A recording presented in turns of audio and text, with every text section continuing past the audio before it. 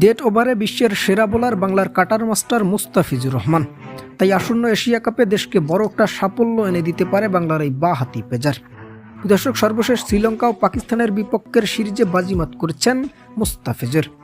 বিশেষ করে ডেড ওভারে দুর্দান্ত বোলিং করেছেন বাংলার এই কাটার মাস্টার, যেখানে সর্বশেষ এবারের আইপিএল দিয়ে যাত্রা শুরুর পর থেকে দেশের হয়ে বাংলার এই তারকা যেন একের পর এক রেকর্ড তৈরি করছেন। সম্প্রতি 1000 ডট বলের রেকর্ড করে মুস্তাফিজ হয়ে উঠেছেন ডট বলের রাজা।